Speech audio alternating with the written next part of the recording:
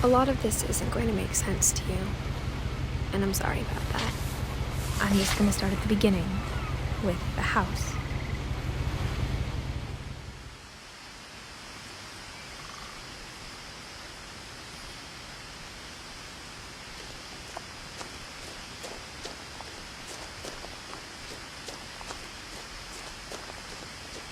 I lived here until I was 11, but I wasn't allowed inside half the rooms.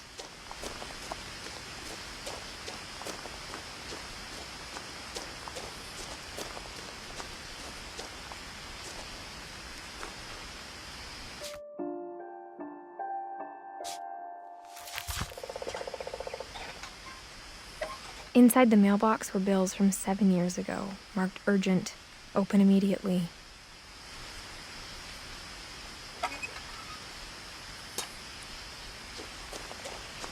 I hadn't been back since my brother Lewis's funeral.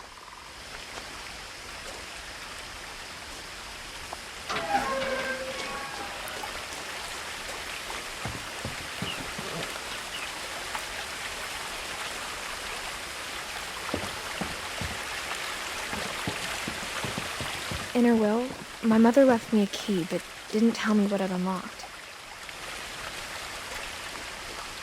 Maybe she thought I'd know. Or she thought that the mystery would be enough to bring me back.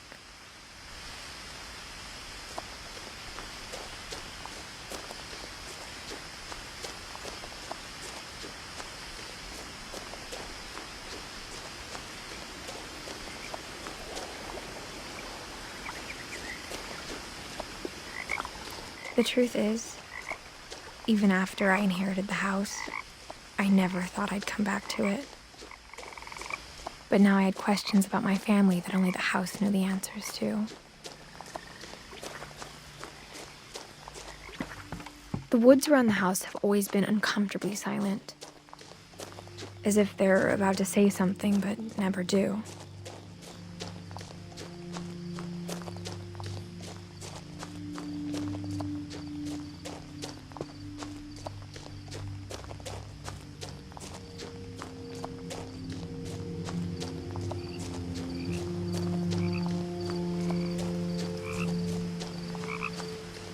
The house was exactly like I remembered it, the way I'd been dreaming about it.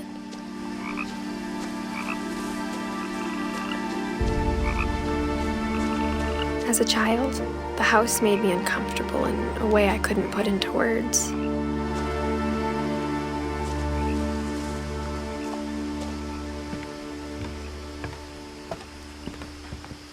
Now, as a 17-year-old, I knew exactly what those words were. I was afraid of the house.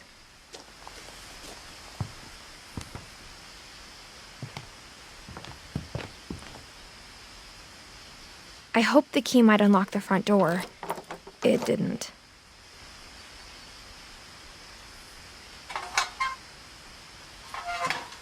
Looking in, I felt like the house itself had been waiting for me.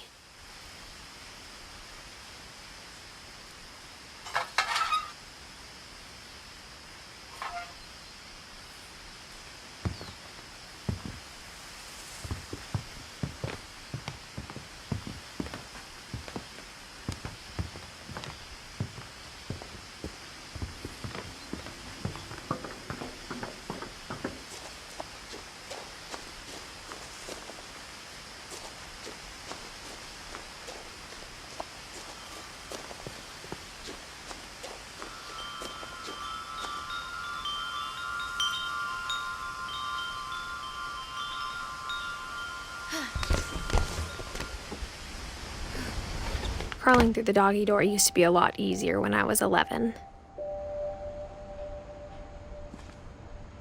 The power had been turned off the night we left.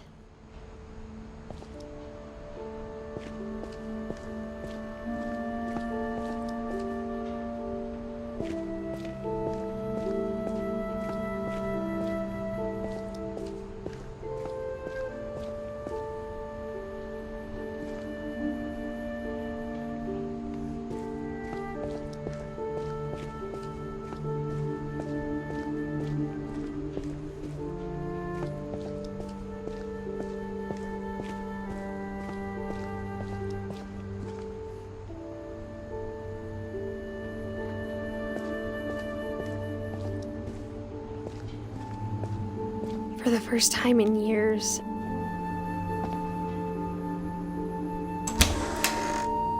I felt like I was home.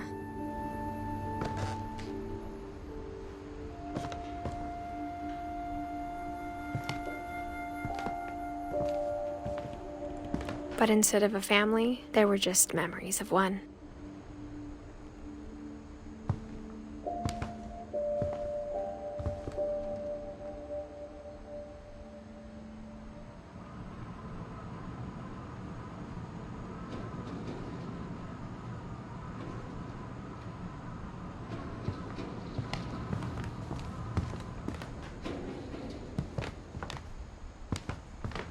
Like how after Louis started working at the cannery, we all got sick of eating salmon.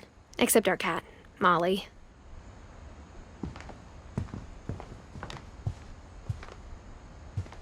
The table was still a wreck from the night we left. It was like a bomb had gone off, killing everyone but sparing the furniture.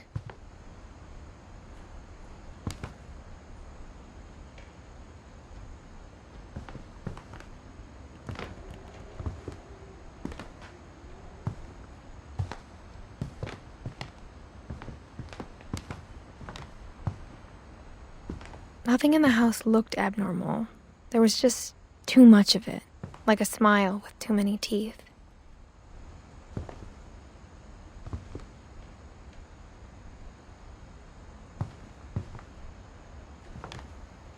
Even the fireplace had a story. Edie told me the bricks came from the original house, after it sank.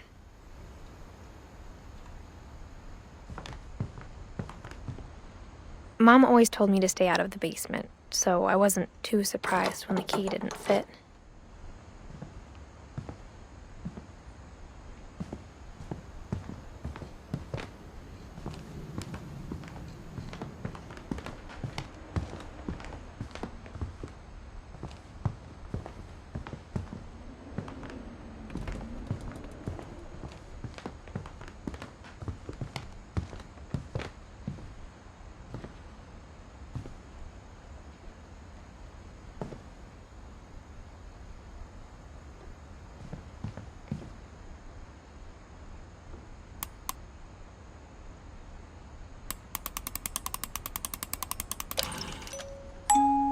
Great-Grandpa Sven built a music box for Barbara, along with the rest of the house.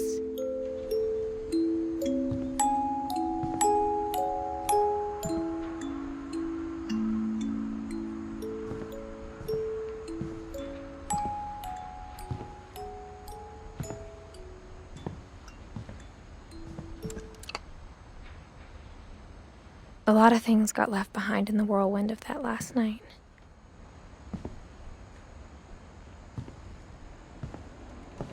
My mom wasn't much of an optimist, but she never stopped believing that my brother Milton was alive.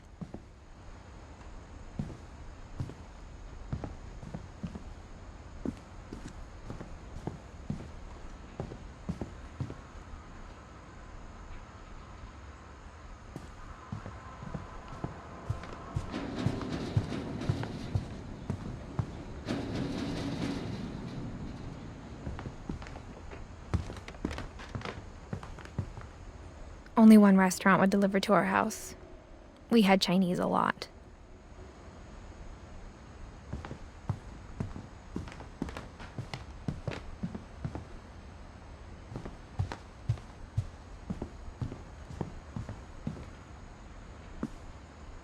After Milton disappeared, Mom sealed up all the bedrooms. Then Edie retaliated and drilled peepholes.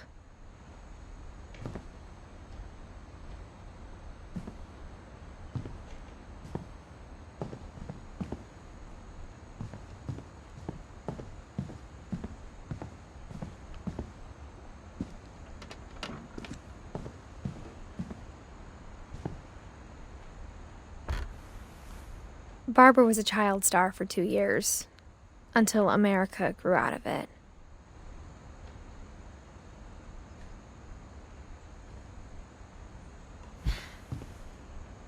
Edie's father, Odin, built the original house. Whenever people ask me about my family, The first thing they always want to know about is Barbara.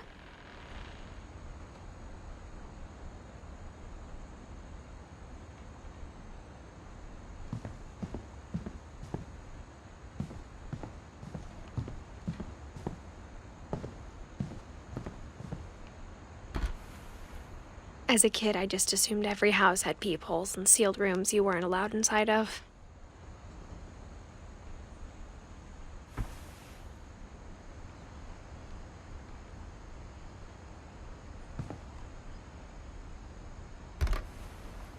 My Grandpa Sam spent 7 years sharing a room with his dead brother, Calvin.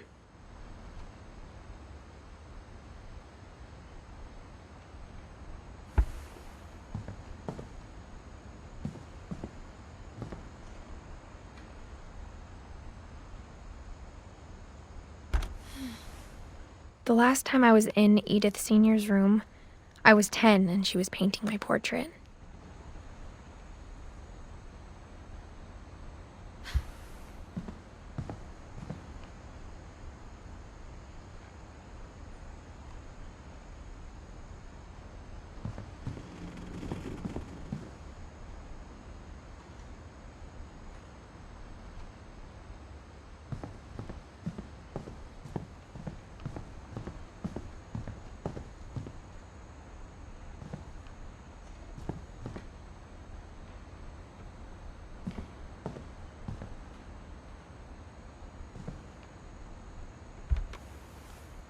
Molly always seemed like a girl I could imagine being friends with, if she hadn't died in 1947.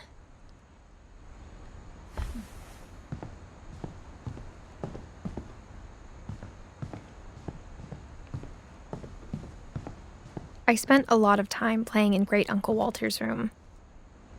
I think my mom sometimes regretted not sealing it up. Lewis told me there were secret passages, but I never believed him.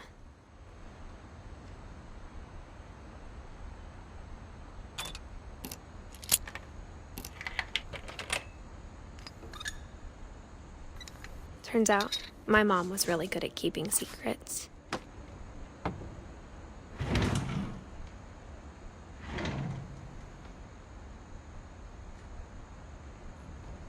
Now it was time to find out what my mom had been afraid of.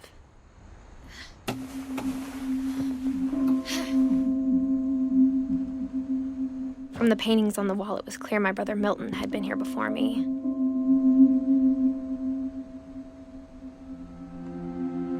Reading this, maybe it sounds like I had a plan. But I had no idea what was behind that door.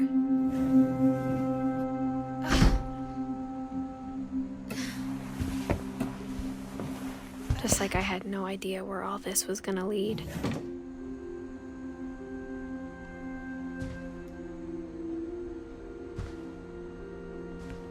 I grew up looking at Molly's room through the peephole. Being inside for the first time, I felt like I'd stepped behind a painting.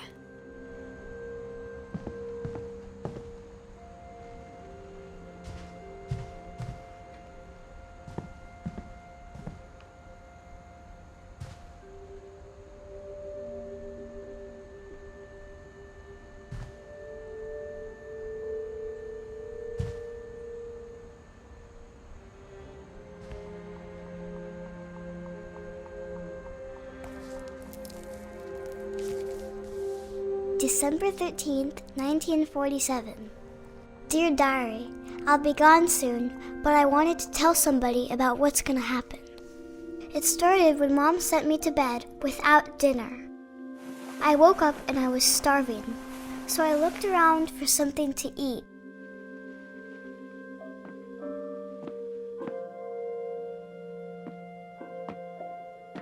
The gerbil food was dry, but I didn't mind it.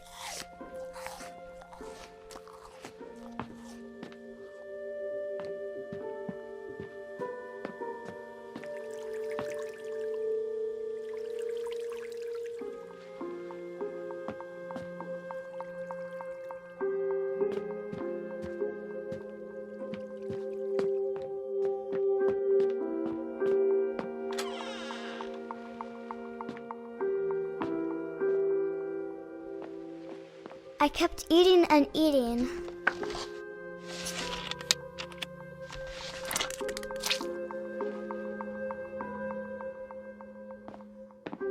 I ate a lot of things that night.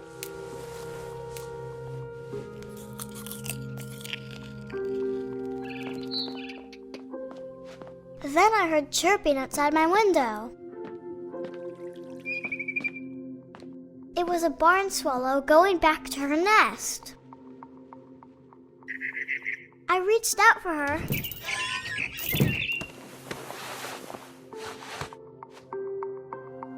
And suddenly, I was a cat.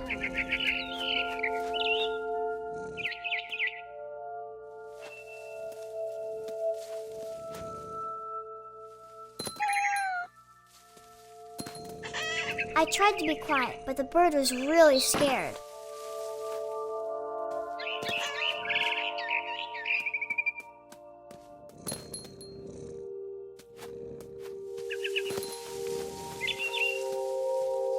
Mom and Dad didn't even look at me.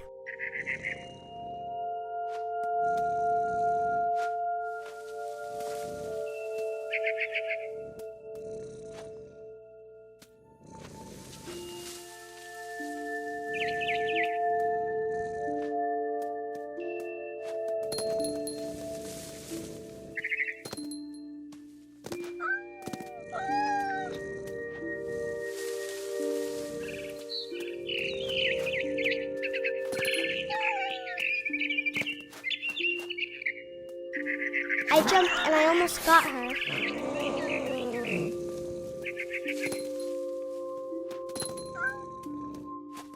I could tell she was getting really tired.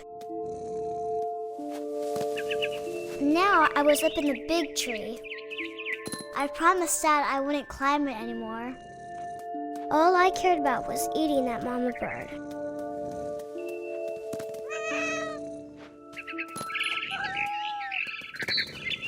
I gobbled her up. And suddenly, I was an owl. First, all I heard was the wind. Then I heard little teeth nibbling in the grass.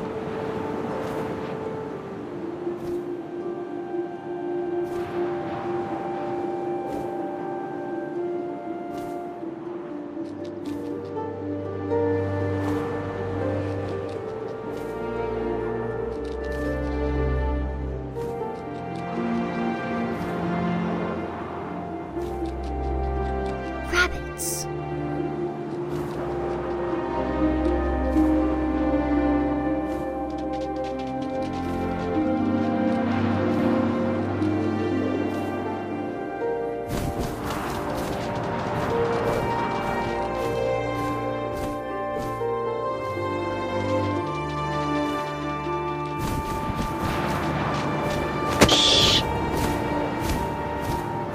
I imagined his face looking up and seeing mine through my talons.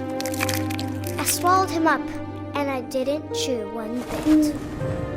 Then I flew off to find something bigger.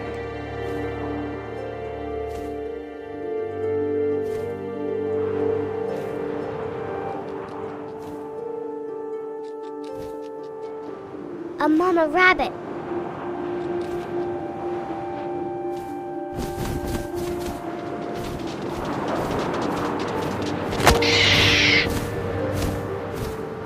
She was almost too big to carry. I started choking, but I couldn't stop eating. And suddenly, I was a shark.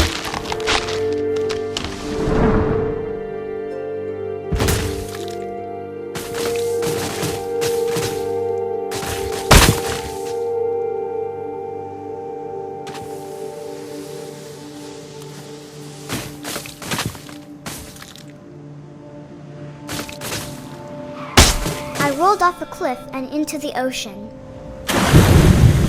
Now, I was hungrier than ever.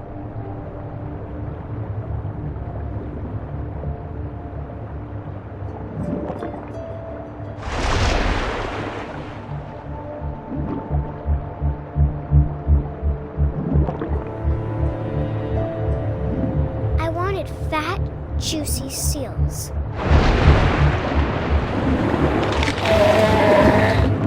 I tore off her flipper, and it tasted really good.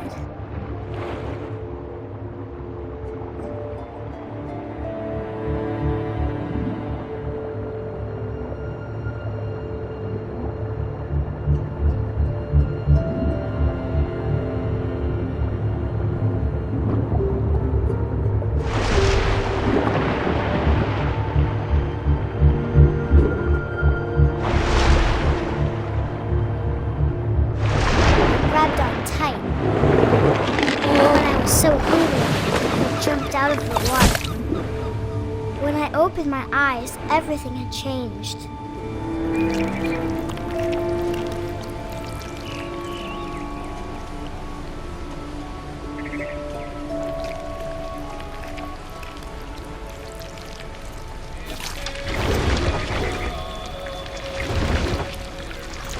Now I was a monster, and I smelled people everywhere.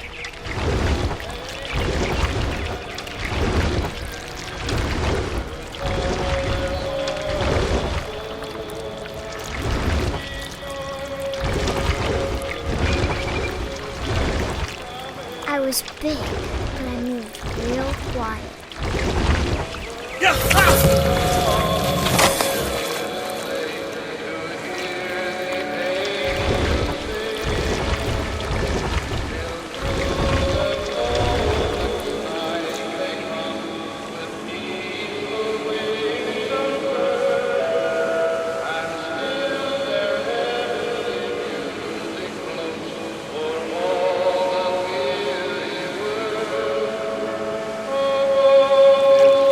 I wanted to stop, but also I didn't.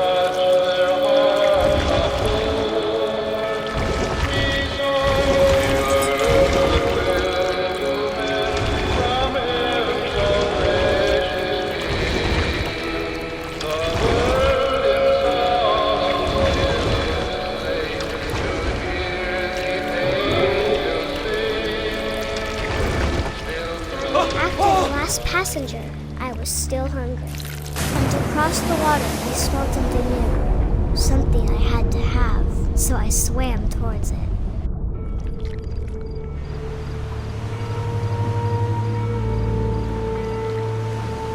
I slithered onto the sand, and the good smell went into an old pipe.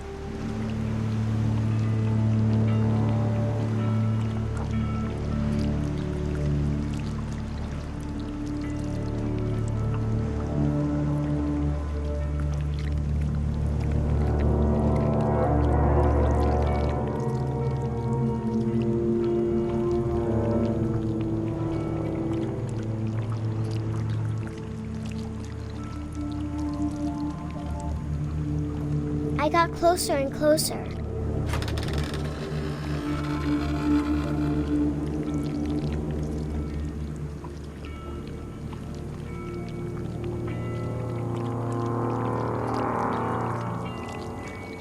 All of my stomach started growling. And suddenly, I was me again. I held my breath for a long time, but I couldn't hear anything. I think it's waiting for me to fall asleep. But it's not going to wait much longer. It needs to feed, and we both know I will be delicious.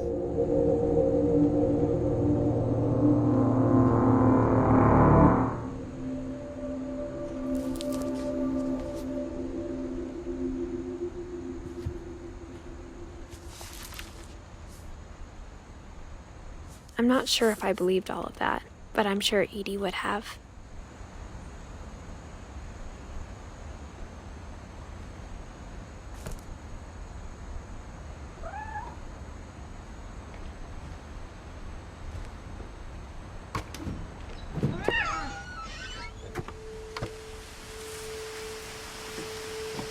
This will be obvious later, but my mom never told me any of these stories.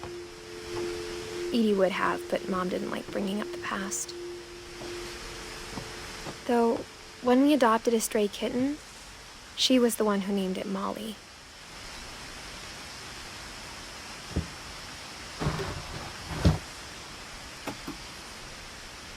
I spent a lot of time in Great-Grandma Edie's room.